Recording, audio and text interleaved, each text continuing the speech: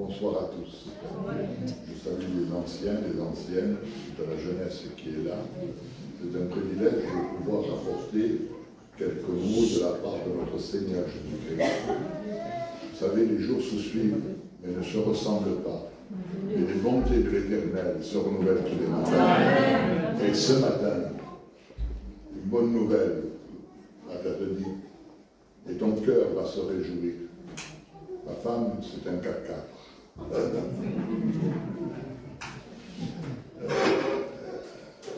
Vous pouvez témoigner des dizaines de témoignages, mais elle a donné ce qu'il y avait sur son cœur, ce qu'elle reçoit. Vous savez, chacun reçoit d'une façon différente avec le Seigneur. Il y a des choses qui sont intimes et qu'il veut faire dire, faire valoir. Et savez-vous pourquoi elle a dit ça? Pour que vous le mettez en prière. Amen. Et je sais que vous l'avez réalisé et compris. L'homme ne vivra pas de pain seulement, mais de toute parole qui sort de la bouche de Dieu. Et je loue Dieu pour cela, dans sa grâce merveilleuse. Je vois cette jeunesse qui est en train de monter, et je loue Dieu et je glorifie le Seigneur. Nous avons connu la grâce de Dieu en 1963. Il y a 60 ans.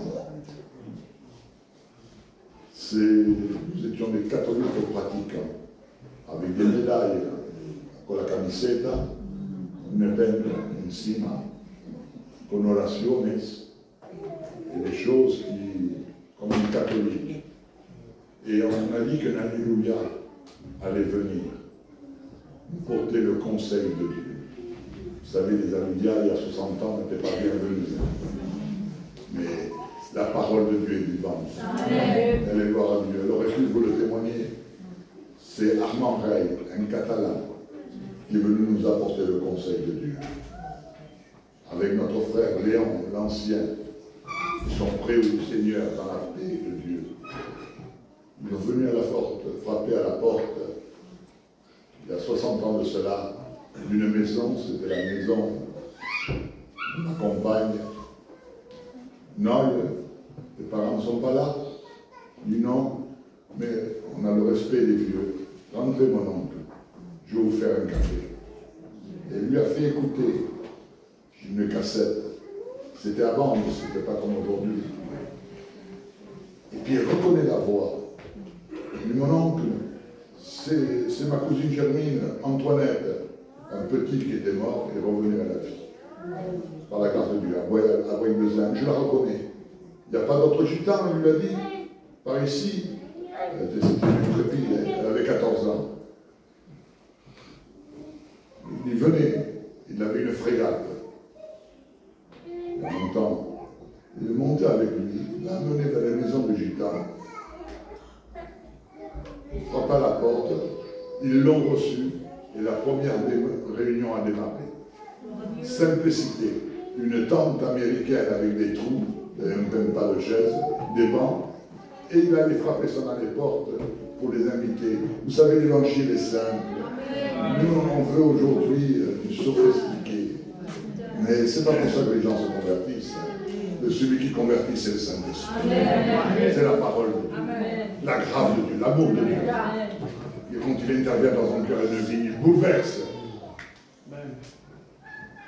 Et la parole de Dieu a démarré il y a 60 ans de cela. J'avais 15 ans.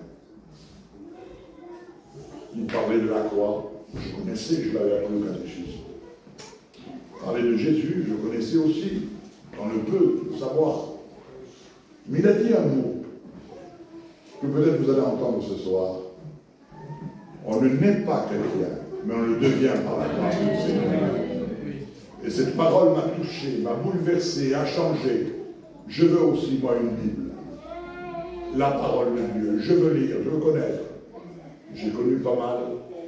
On a connu Scott, qui est venu à Mont-de-Marsan, celui qui a porté le réveil en France, la première fois, en 1932. Il est venu. On a connu Don Quichotte, les grands, les grands hommes. Mais je n'ai pas vécu avec eux. Moi, j'ai vécu avec mon oncle, l'ancien. Vous savez de qui je parle. Qui est auprès du Seigneur dans la paix de Dieu. Et j'ai vu un homme que la prière, le jeûne ne lui faisait pas peur. La consécration, la mise à part. Il faisait des milliers de kilomètres. Même dans sa millière, s'il venait vous voir, 500 kilomètres à peu près, fatigué, chargé, malade, mais en avant. C'est le cœur, la jeunesse. C'est le moment de vous réveiller. C'est le moment d'y aller. Les temps sont là, ils sont à la porte. Jésus revient. J'ai vécu comme ça quelques années, près du Seigneur. Et Dieu a fait des choses merveilleuses. Et vous savez, jeunesse, que Dieu vous guide. Vous guide en tout. J'ai eu peur de parler de certaines choses. J'étais tout jeune. Le Seigneur trace ma route. Le choix d'une compagne.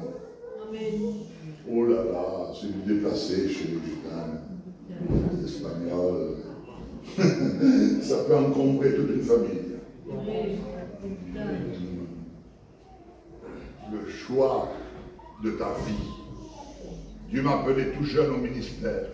Voyez-vous, de ma sœur, elle est devenue ma femme.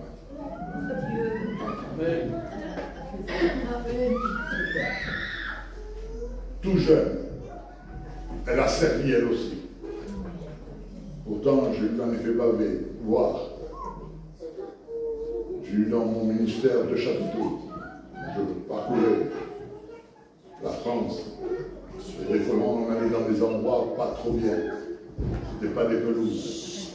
À côté des terrains désignés, où la parole de Dieu était prêchée et les âmes se convertissaient. Et ce qui est beau, qui me fait du bien, maintenant, vous savez, c'est derrière moi. C'est derrière moi tout ça. Maintenant, il y a quelques temps qui s'avancent, quand Dieu le voudra. Parce qu'il faut voir les choses claires. Il ne faut pas se foutre de leur enfant. Vous savez, je dis Seigneur, dirige ma vie. Je vous en parlerai demain matin. Conduis ma vie. Je veux dire en dernier. Vous croyez que j'avais envie de venir? J'ai la jambe avec de l'eau.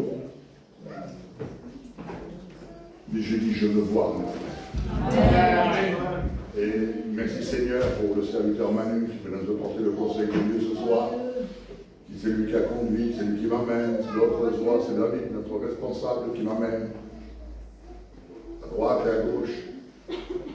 Je veux que les derniers jours, je veux vivre pour Dieu. Amen. Savez-vous pourquoi? Parce qu'il n'y a que ça. Amen. Jeunesse, tout le reste est évident. De l'argent, il en faut. Je préfère la paix. Amen. Parce que mieux vaut la paix dans un ménage. Il y a assez de destruction comme ça. Mieux vaut la paix de Dieu. Mais il faut l'accepter tel qu'on est. Pas un semblant. Quelque chose de réalisable. Amen. Vous savez, j'ai vécu avec des hommes de Dieu. J'ai voulu aller de l'avant et faire la volonté de Dieu. Et je veux apprendre maintenant à la jeunesse. Et je donnais quelques conseils à Abraham aussi. On a besoin de se mettre au pied de Jésus-Christ. Humilié, repentant. C'est une nécessité.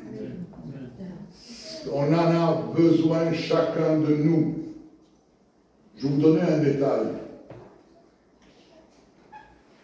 Mon oncle prêchait l'évangile, mais il n'avait pas de carte. Tu as connu ça? Moi, j'avais la carte. Parce qu'on s'est baptisés ensemble. Alors, lui prêchait, il m'envoyait à moi imposer les mains. Regardez un peu le... Que Dieu nous aide dans cette soirée. Je ne veux pas aller plus loin. Je vous en dirai davantage demain matin. Écoutez le conseil qui va se dire. Vous croyez que c'est en vain qu'on est venu pour faire une promenade et repartir demain après-midi? Non, je crois qu'il y a un plan. Et toi qui es venu ici, il y a des détails qui vont te frapper, qui vont se pénétrer au plus profond de ton cœur et vont réaliser les promesses de Dieu. Peut-être les souhaits que tu as dans ton cœur, peut-être les réalisables ce soir, mais écoute la parole de Dieu. Ce qu'il faut, c'est l'humilité et la repentance devant Dieu. Que Dieu vous bénisse. Amen.